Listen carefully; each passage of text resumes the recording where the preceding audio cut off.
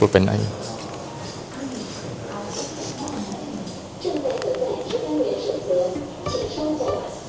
Dah.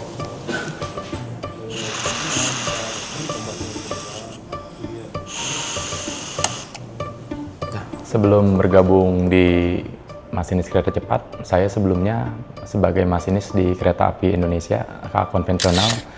Saya masuk tahun 2013 dan saya mendaftar di kereta cepat pada tahun 2022 dan saya tertarik dengan kereta cepat karena level tertinggi seorang masinis adalah bisa mengemudikan kereta cepat.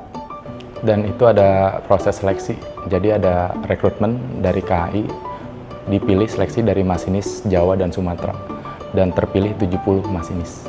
Proses saya pun untuk sampai sekarang ini kurang lebih 2 tahun.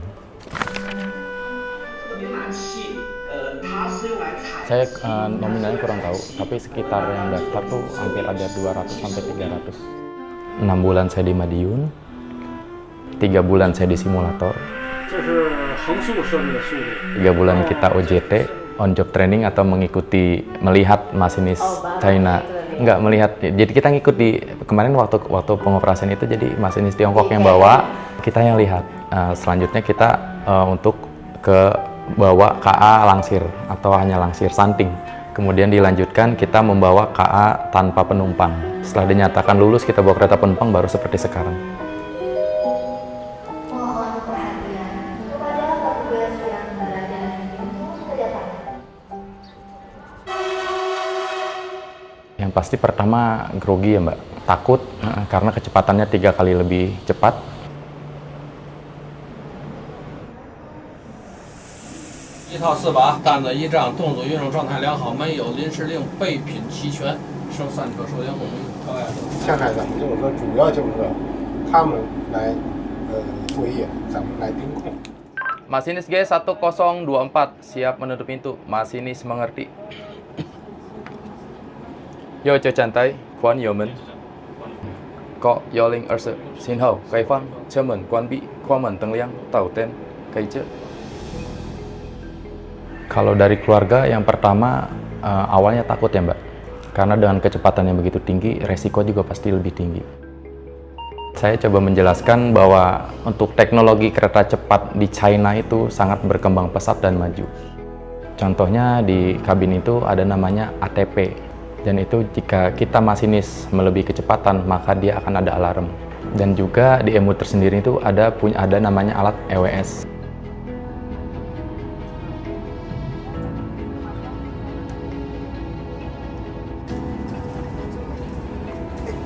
Hong Wang Teng,站内盯车。右侧站台。右侧站台。